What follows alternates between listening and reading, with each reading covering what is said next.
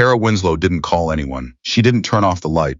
The rain had been coming down since 4 in the afternoon, the kind of rain that didn't announce itself. It just arrived and settled in like it had nowhere else to be. The highway outside Clement's Gap, Tennessee turned into a black mirror. The creak behind the Sunoco station ran loud enough to hear from the road. And Tara was still in the garage at 10:15 at night, lying on her back under a 2009 Ford F-150 that someone was supposed to have picked up 3 days ago, when the knock came at the side door. Not the front door, the side door. The one that faced the gravel lot. She heard it and didn't move. She figured it was the wind catching the screen. It happened sometimes when the pressure dropped fast. She went back to the cracked oil pan, the flashlight clamped between her teeth, the smell of grease and wet concrete filling the space. The knock came again, 3 times, slow and deliberate. Tara slid out from under the truck, set the flashlight on the workbench, and wiped her hands on the rag she kept tucked into her belt. She was 26 years old.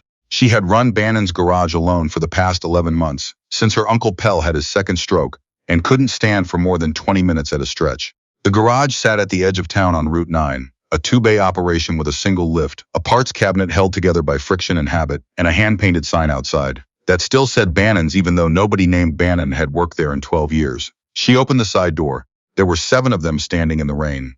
They wore black leather cuts, soaked through, hair plastered to their faces. One man stood slightly apart from the others, holding a phone with a cracked screen, the screen light catching the rain. Another man, shorter, wide across the shoulders, a silver braid running down his back, had his arms crossed and was staring at a point somewhere to Tara's left like he was trying to give her space without actually stepping back.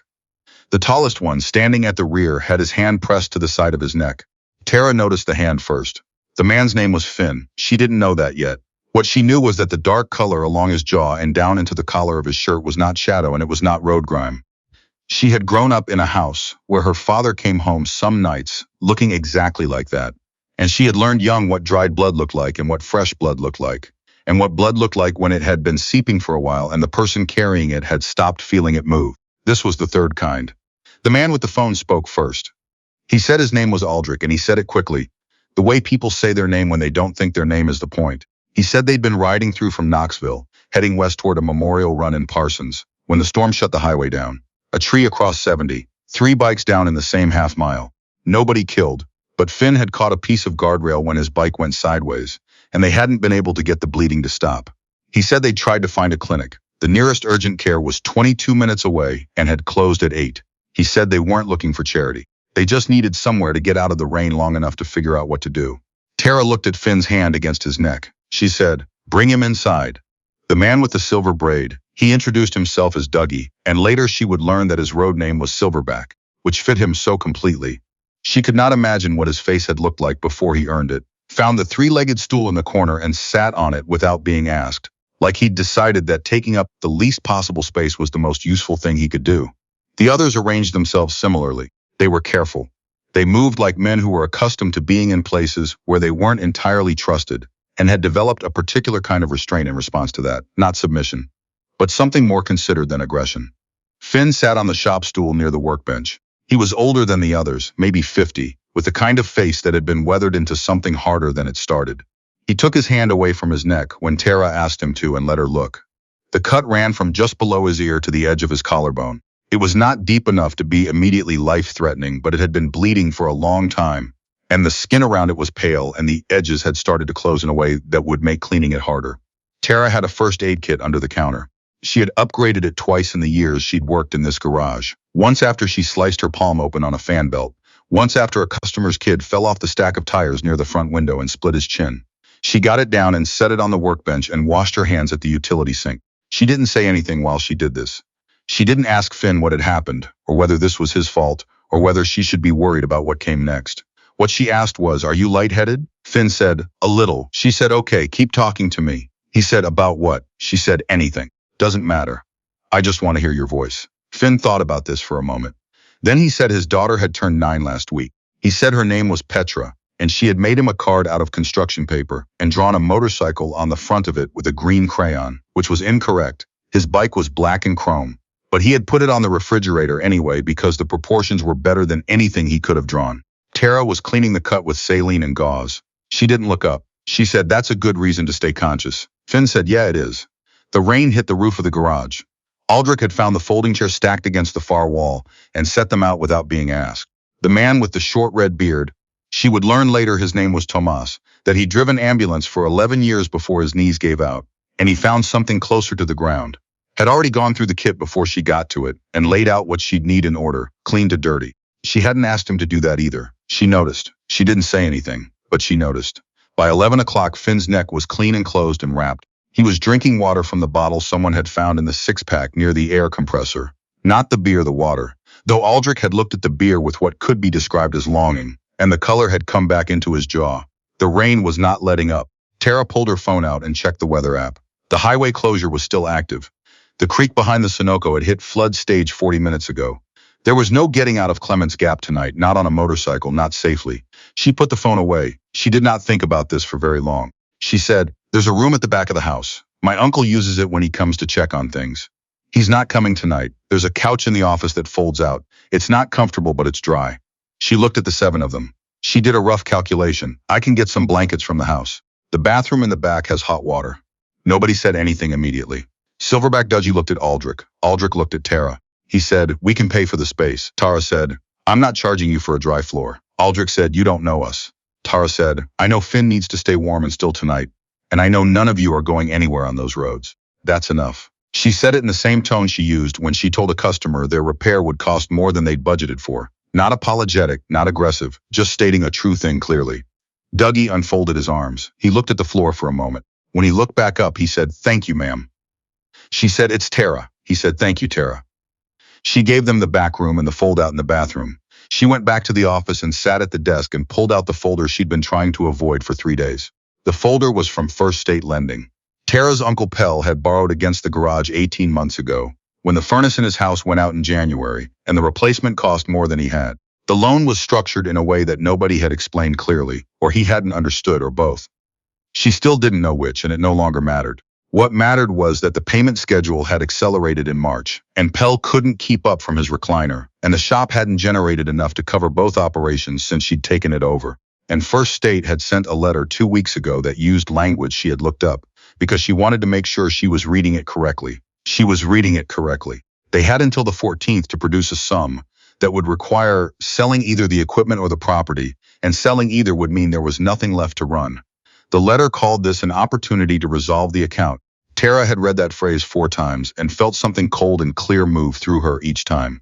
She sat at the desk with the folder and the rain on the roof and the sound of men breathing in the back room, and she did not cry about this.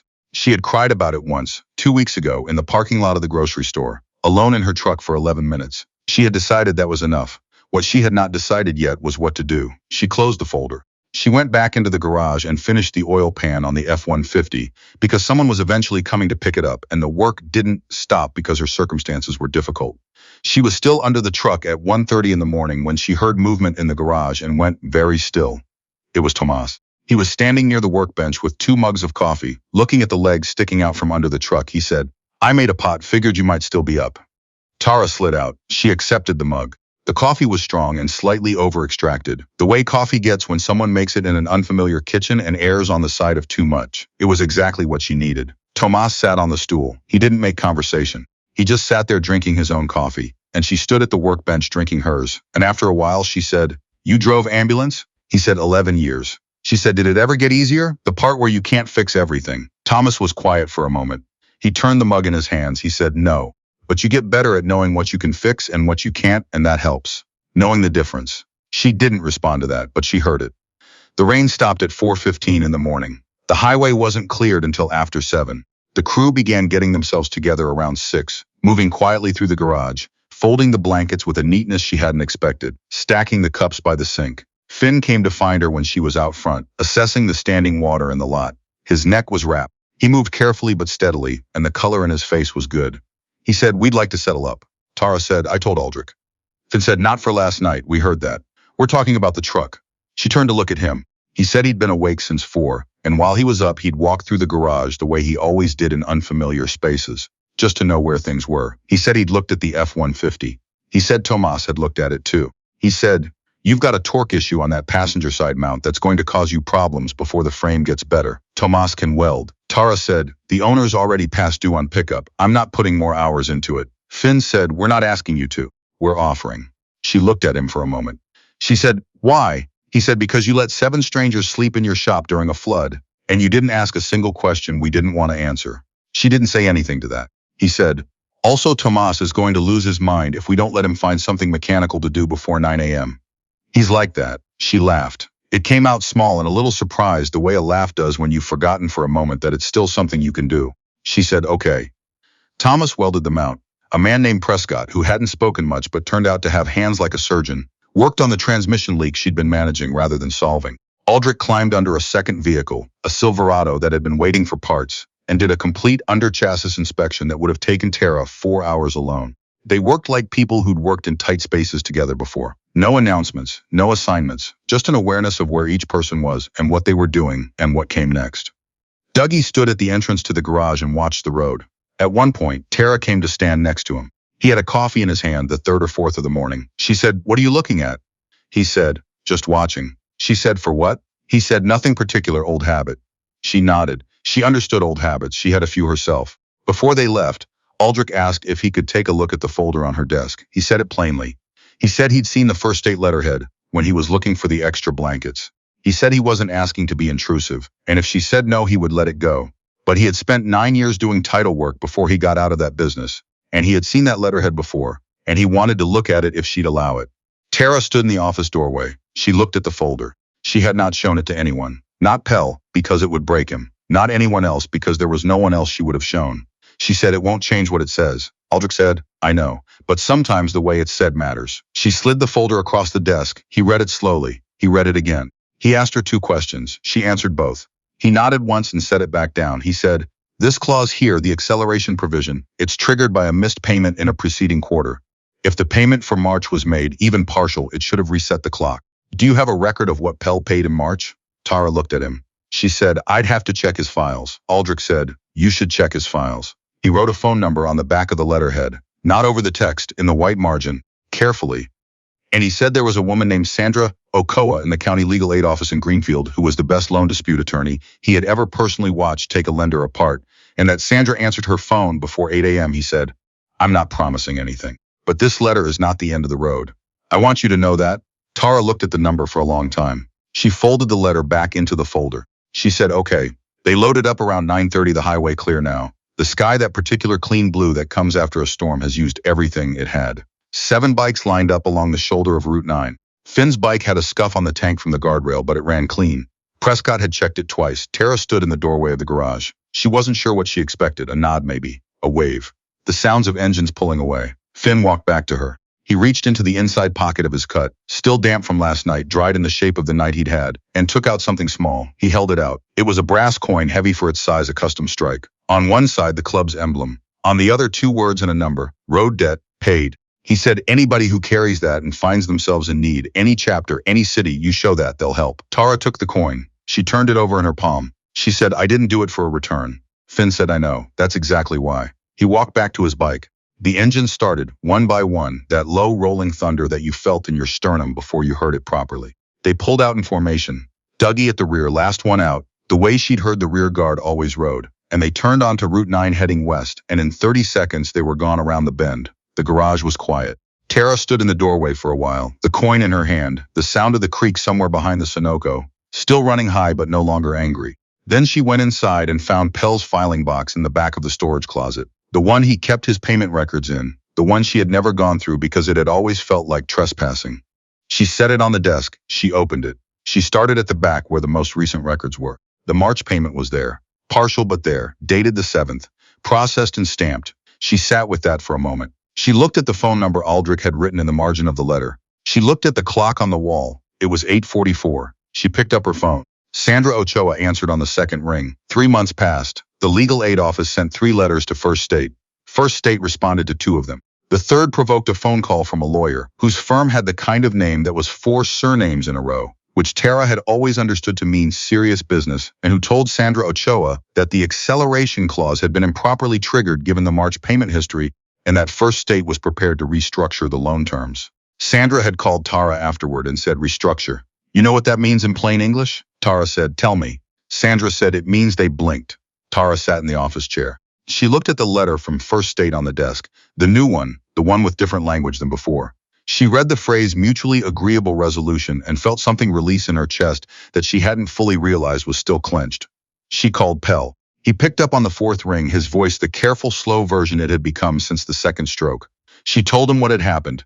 She told him about the 7 men in the rain, about Aldrich and the margin note and the phone number, about Sandra. Pell was quiet for a long time. Then he said, "You let 7 Hell's Angels sleep in my garage." She said, "I did." He was quiet again. "Then good." She said, "Yeah." He said, "Your grandmother would have done the same thing." Tara looked around the garage, at the lift and the parts cabinet and the sign above the bay that had her uncle's name on it, and would continue to have his name on it for as long as the garage was standing. At the workbench where Finn had sat with his hand against his neck. At the spot where Tomas had stood with 2 mugs of coffee at 1:30 in the morning. She said, "I know." The brass coin lived on the desk after that, next to the stapler and the parts invoice organizer. Customers would notice it sometimes and ask what it was. Tara would tell them it was something someone left behind. Most people accepted that and moved on. One man, a retired postal worker named Givens, who brought his van in every 6 weeks without fail, picked it up one afternoon and turned it over the way Tara had turned it over on the morning Finn handed it to her. He said, "Road debt paid." He read the words out loud slowly, like they were worth slowing down for. "What does that mean?" Tara looked up from the work order she was filling out. She thought about it honestly. She said, "I think it means somebody did right by somebody and the ledger got balanced." Givens turned the coin over once more. He set it back on the desk precisely where it had been. He said, "That's a good system." Tara said, "Yeah, I think it is." Outside, Route 9 ran straight through the middle of what there was of Clements Gap, Tennessee. Cars passed and trucks passed, and once in a while a motorcycle passed. And the sound of it would come through the open bay doors and move through the garage clean as wind, and Tara would hear it and keep working, and the coin would sit on the desk and catch whatever light was in the room.